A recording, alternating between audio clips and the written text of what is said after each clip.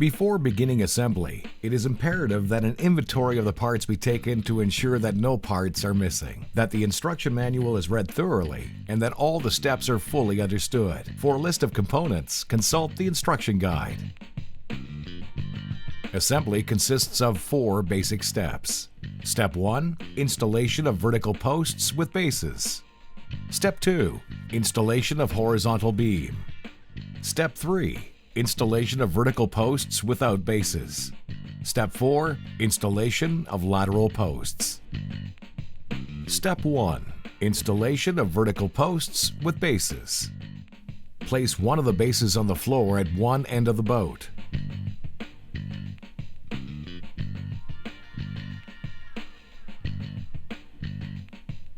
Insert narrower section of one of the AB posts into the base.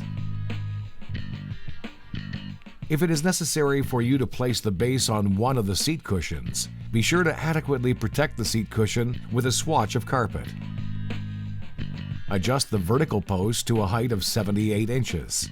Make sure that there is at least a 6-inch overlap of Part A over Part B. And then secure the post with a metal pin. Insert Part C into the top of this vertical post and secure it with a plastic pin. Now, you must stabilize the vertical post using 4 straps. To assemble the straps, the teeth of the clamp on Part GI must be facing upward and GII must be inserted from the bottom to prevent GI from slipping off GII.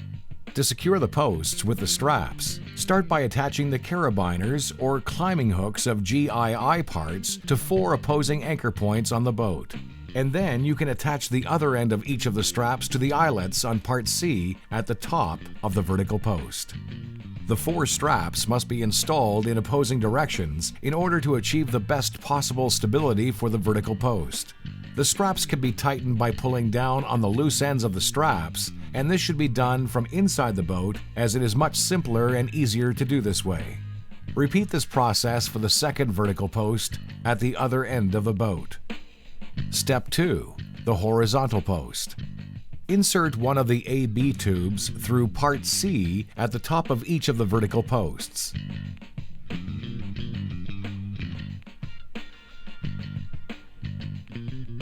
You can now bridge the gap between the 2 vertical posts with A and B tubes, securing them with plastic pins and making sure that the A and B parts of each tube are overlapped by at least 6 inches. Make sure that the horizontal beam you have just created is level.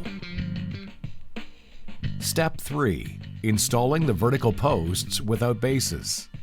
You can now install the other vertical posts without bases, as in Step 1, making sure they are evenly spaced according to the dimensions of your boat.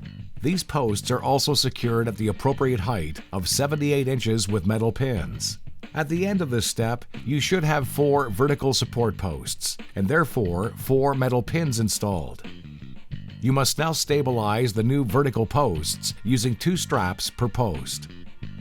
Be careful, these straps must be attached to the eyelets in Part C at the top of the vertical posts only and be solidly attached to opposing anchor points on the boat and tighten until an adequate tension is reached. Now that the frame is solidly supported by all 12 straps, insert one of the flexible unions into one end of the horizontal beam and secure it with a plastic pin.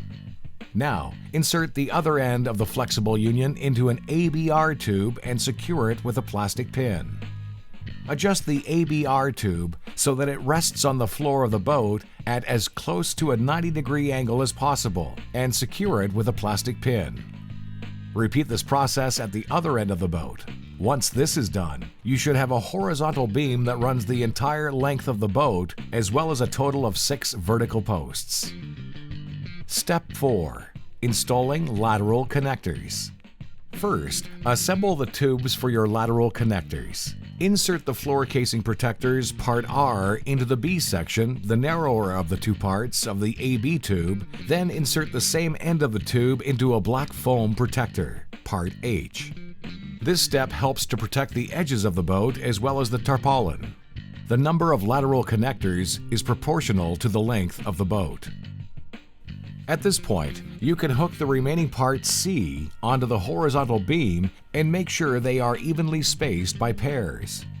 Insert the parts C, which are grouped into pairs, along the horizontal beam into the wider end of each of the padded tubes. Secure them with plastic pins, and then rest the padded ends of the tubes on the edge of the boat.